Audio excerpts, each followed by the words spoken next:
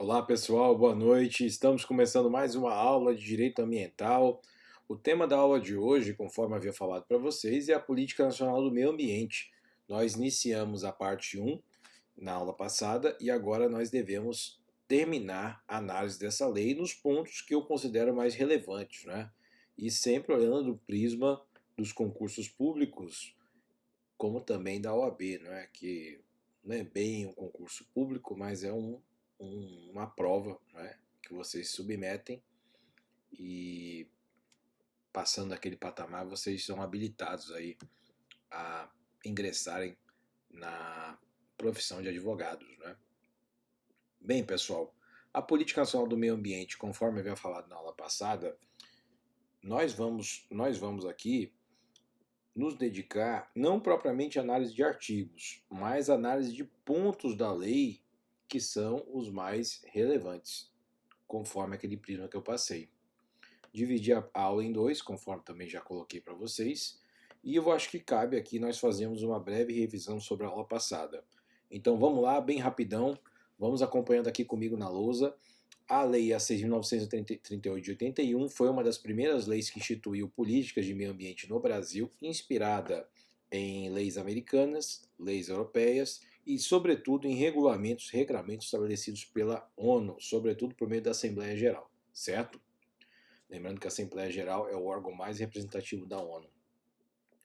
Bom, e aí eu defini o que é a Política Nacional do Meio Ambiente, coloquei que esses conceitos estão na lei, aí coloquei alguns princípios que regem a lei, certo? São 4 princípios aqui, perdão, mais 5 princípios aqui embaixo.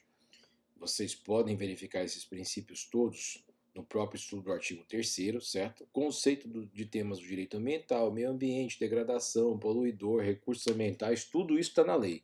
Então percebam, eu falei aqui o que é a Política Nacional do Meio Ambiente, o conceito está na lei, falei dos princípios que estão estabelecidos na lei, em seguida nós passamos aos conceitos legais, não é? Conceitos que também estão escritos na lei, ou seja, conceitos positivados, a gente chama assim, né? Positivados significa que estão escritos. Aí em seguida nós passamos aos objetivos, artigo 4º e 5º, aí tem lá vários objetivos aqui que vocês podem analisar na aula passada mais uma vez. Coloquei algumas palavras-chave, né, algumas frases construídas para que fecham raciocínio nesse tema. Todas as atividades públicas ou privadas devem obedecer essa lei, suas diretrizes valem para todos os entes federativos, ou seja, uma lei nacional, é a política nacional, não é política federal, certo? Seguindo, nós falamos um pouquinho o que é o Sistema Nacional do Meio Ambiente, coloquei para vocês que o Cadastro de Defesa do Meio Ambiente e o Sistema Nacional do Meio Ambiente são as coisas mais principais aqui estabelecidas pela lei, o Sistema Nacional do Meio Ambiente e o Cadastro de Defesa do Meio Ambiente.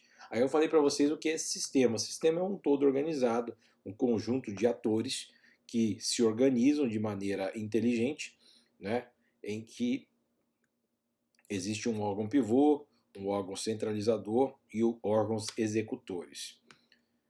No caso do Sistema Nacional do Meio Ambiente, nós temos aqui a conceituação no artigo 6º, e aí eu descrevi aqui para vocês, conjunto de órgãos estatais, entidades, etc. Coloquei a classificação desses órgãos que compõem o sistema, superior, consultivo, deliberativo, central, executores, seccionais e locais. Em seguida nós falamos sobre o Conselho Nacional do Meio Ambiente. O Conselho Nacional do Meio Ambiente, portanto, é o CONAMA, não é? Conselho Nacional do Meio Ambiente, que é o órgão consultivo deliberativo aqui desse sistema, né?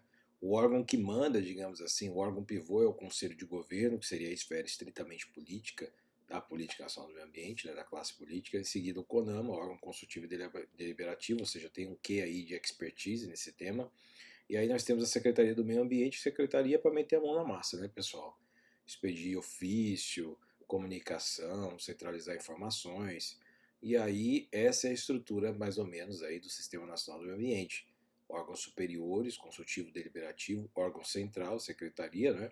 Executores, seccionais e locais. Executores você lembra logo do IBAMA, tá bom? IBAMA, Instituto Brasileiro do Meio Ambiente. Bom, em seguida nós falamos aqui sobre a parte 2. A parte 2 se inicia no artigo 9º. E nesse artigo 9º, pessoal, é interessante, primeiro, eu colocar para vocês que instrumentos significa ferramentas para eu poder colocar aquela política em prática, senão vira blá blá blá, não é? Então, para que a política não vire blá blá blá, eu preciso de instrumentos. Quais são esses instrumentos? Eles estão expressos na lei, estão no artigo 9º. Aí eu elenquei para vocês aqui, eu vou conversar um pouquinho com vocês, tá? São todos esses instrumentos aqui, tá bom? Então, isso aqui significa colocar a política em prática. Então, são as ferramentas para colocar a Política Nacional do Meio Ambiente em prática. E o que é a Política Nacional do Meio Ambiente? Falei para vocês lá em cima, artigo 2º, 3º. Quais são os objetivos, quais são os princípios, quais são os fundamentos? Tudo isso já está falado lá até o artigo 8º, certo? Instrumentos, zoneamento ambiental. Aí aqui nós temos o licenciamento ambiental e avaliação de impacto ambiental, que são coisas... licenciamento é um procedimento administrativo, avaliação significa reportar aquilo que existe para fins de, então, eu estipular padrões para que eu possa licenciar alguma coisa. O que eu licencio, gente? O que é licenciar? Licenciar é um ato administrativo, né? Típico do poder de polícia. Então, eu licencio significa que eu autorizo uma determinada atividade. Tem a licença prévia e a licença posterior. Né? Existem essas formas de licença. São várias licenças para você abrir um empreendimento que tem uma atividade poluidora efetivamente ou virtualmente poluidora. E aí, no caso, você passa pelo licenciamento que tem padrões, que você analisa aquele impacto daquela atividade segundo padrões estabelecidos pelo CONAMA e sugeridos pelo IBAMA. Então o IBAMA olha a situação, sugere algumas coisas para o CONAMA estabelece os padrões, e o CONAMA estabelecendo os padrões, por meio do CONAMA, que pertence ao CISNAMA, Conselho Nacional do Meio Ambiente, que é o órgão de assessoria do sistema, certo? E o órgão chefe, o órgão político, já é o Conselho de Governo. Está lá em cima, tá, pessoal? Vamos voltar. Então, licenciamento é uma atividade administrativa que você faz só para empreendimentos de significativa poluição efetiva ou virtualmente poluição ambiental. Aí nós temos em seguida um dos instrumentos da política, naturalmente, né? São os incentivos tanto do ponto de vista fiscal, você cortar tributos, né, relacionados às atividades que são mais amigas do meio ambiente, digamos assim, segundo a nossa política nacional do meio ambiente, e também tem você estabelecer linhas de crédito, né? Estabelecer linhas de crédito segundo bancos não só privados, mas também bancos públicos. E esses bancos públicos, se você fizer empreendimentos que vão ao encontro, que abracem as diretrizes estabelecidas na política, você pode vir a conseguir, porque é um ato político, um financiamento ambiental. Financiamento de dinheiro com vistas à proteção do meio ambiente para uma atividade aí, não que não seja lucrativa, tá, pessoal? Não é só de proteção ao meio ambiente, mas uma atividade que vá ao encontro dessa política. Um outro instrumento, pessoal, é a criação das ETEPs. O que significa isso? Espaços territoriais especialmente protegidos. Ou seja, são espaços no país, nesse nosso Brasil, que possui uma regulação ambiental específica. Não é igual à regulação do nosso bairro, por exemplo. São bairros em que são regiões em que o tratamento ambiental detém um estándar mais elevado. Então são os espaços territoriais especialmente protegidos, tá bom? Criação desses espaços, de zonas de regulação mais intensas. Em seguida nós temos o Sistema Nacional de Informações do Meio Ambiente. Sistema Nacional de Informações do Meio Ambiente significa que eu vou criar, gente, órgãos que detenham competências, ou crio órgãos, ou estabeleço novas competências em órgãos que já existem, para que eles façam um estudo, e esse estudo ele seja tratado de maneira sistêmica, para que vários pontos de análise da qualidade ambiental brasileira sejam congregados e a gente crie, então, um padrão específico para o Brasil. Então, o Sistema Nacional de Informações do Meio Ambiente significa que eu coleto, obtenho, processo informações relacionadas à matéria do meio ambiente, tá? Em todo o país. O que essa lei colocou também como instrumento que eu achei interessante, porém não tão útil, tá? Porque naquela época era bastante inovador isso, você punir alguém por uma degradação ambiental. Hoje em dia é algo mais comum do mundo, inclusive tem uma lei, né? Tem leis próprias que estabelecem crimes ambientais do ponto de vista da esfera penal. E aí nós temos o quê? Nós temos aqui já estabelecidos de uma maneira incipiente penalidades disciplinares ou compensatórias, quando não cumprimento de medidas protetivas. Naquela época era algo inovador, se você poluir o ambiente você vai ter que pagar. Olha, se você descumprir uma normativa administrativa, ou você não nós estabelecemos um poder de polícia, colocarmos que você tem que fazer determinada coisa, se você não fizer, você vai pagar uma compensação ambiental, bem como você vai sofrer uma penalidade disciplinar. E a penalidade disciplinar é interessante que se espalhe até para o ponto de vista da licitação, né, pessoal? Porque, veja, se você está construindo aqui, por exemplo, uma ponte do Rio Negro, naquela época, na década de 90, você podia meter a mão na, né, fazer o que você quiser praticamente. Porque, claro que existia certos mecanismos de proteção ambiental, mas ainda era um pouco. O direito ambiental ainda estava caminhando, né, de uma maneira lenta.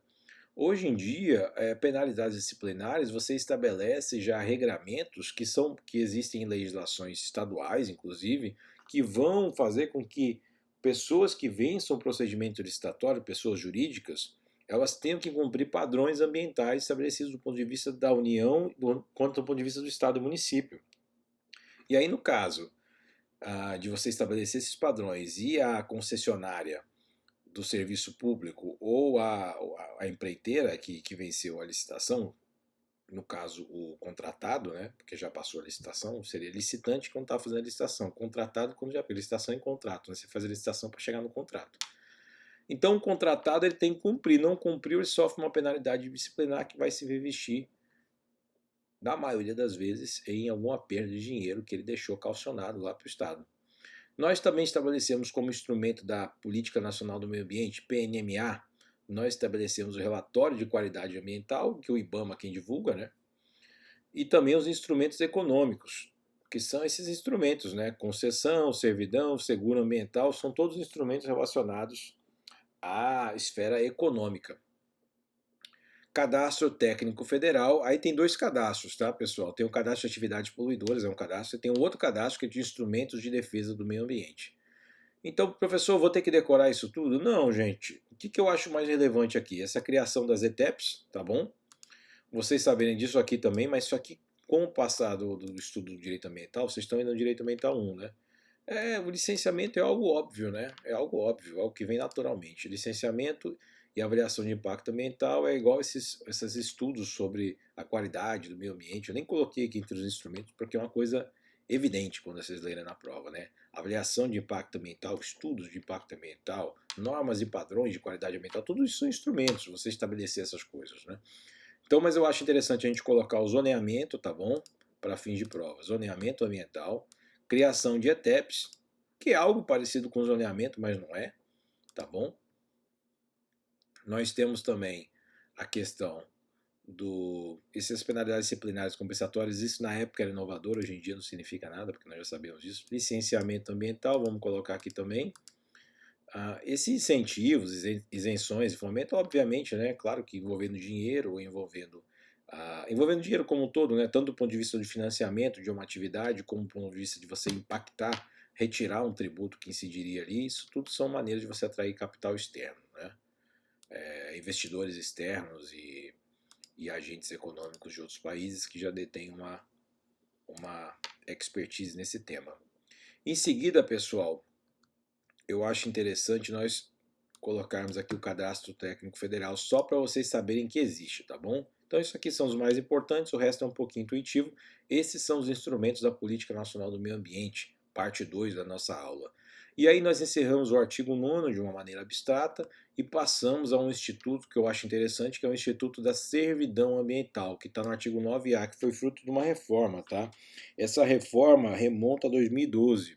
2012, governo Dilma, né? Início do governo Dilma. E, bom, a servidão ambiental ela detém uma finalidade. Qual a finalidade? Preservar, conservar e recuperar recursos ambientais. Ele é uma limitação administrativa, essa é a natureza dessa servidão ambiental. Então a pessoa que detém uma pessoa jurídica ou física, tá? Que detém uma propriedade ou a posse de um terreno, que às vezes você não tem como deter a propriedade do terreno, porque às vezes ele não está nem regularizado, né? Então não tem como você ter propriedade, você tem posse. Que a posse também é um aspecto econômico relacionado ao imóvel, né? A posse pode ser vendida, etc. Bom, desde que seja posse de boa fé. De qualquer maneira, pessoal, então suponha que eu tenha a posse ou a propriedade de um determinado terreno. Então eu vejo que aquele terreno ele tem uma finalidade ambiental, né, natural. por exemplo, é uma área ali que existe uma piscina natural, etc. Então, ao entorno dessa área que é de minha posse ou de propriedade, porque tem umas áreas que são, por exemplo, próximo de nascente, não são da tua propriedade, entendeu? Você até pode ser dono daquela área, mas no fundo pertence, né, você não tem nenhum aspecto, nenhuma possibilidade de economicamente de explorar aquela área, né? A não ser que a União te autorize, né? As nascentes, etc., áreas de preservação permanente. Enfim, a nascente é uma área de preservação permanente, só para vocês entenderem, tá bom? APPs, que a gente chama, declives, etc. Bom, a servidão ambiental seria uma maneira de eu proteger, por exemplo, eu tenho um espírito, né? Suponho eu tenho um espírito republicano, eu entendo que o meio ambiente é importante, né? Que não pertence só a mim, que não é porque eu tenho aquela propriedade que eu posso fazer o que eu quero, não é? Isso já é algo natural, função social da propriedade. Mas eu tenho uma consciência maior. Eu falei, poxa, comprei toda essa área com esse dinheiro, eu vou proteger essa área porque isso vai ajudar as futuras gerações, inclusive a minha geração, né, meus filhos, etc. Então o que eu faço? Eu posso estabelecer uma limitação administrativa, que é voluntária. Eu posso fazer isso por contrato ou por assinar um termo, né, num próprio órgão administrativo específico. E aí o que eu faço? A partir daquilo eu registro no cartório de registro de imóveis e a partir daquele momento essa servidão voluntária, servidão ambiental voluntária, eu não vou poder explorar aquele bem economicamente de um ponto de vista que degrade acima de um determinado patamar a atividade ambiental. Então ele fica paralisado, afetado estritamente a finalidade ambiental. E aí qual é a situação, gente? Essa servidão ambiental, ela pode ser onerosa ou gratuita. E ela pode ser temporária ou perpétua. Já pensou você ter esse poder todo de você ter uma área, né, que detém uma determinada qualidade, você afetar aquela área perpetuamente, enquanto existir o Estado brasileiro, você afetar uma finalidade ambiental, é um poder muito grande. Você vai estar morto depois de 200 anos e aquela área ainda vai estar preservada, a não ser que o Estado brasileiro tenha desaparecido, porque tudo é possível, né? Bom, aí ela pode ser onerosa ou gratuita, temporária ou perpétua, né? Gratuita ou onerosa significa o seguinte, que eu posso instituir essa servidão ambiental como um mecanismo de compensação ambiental relacionado com algo que alguma empresa tenha feito, né? Então ela passa a ser onerosa, ou pode ser gratuita, onerosa para aquela pessoa, gratuita para mim, né? Aí temporária significa que é uma servidão que depois de alguns anos, que é no mínimo 15 anos, essa servidão ela pode ser levantada, então essa limitação administrativa é extinta, ou ela pode ser perpétua, conforme eu falei, para sempre. Né?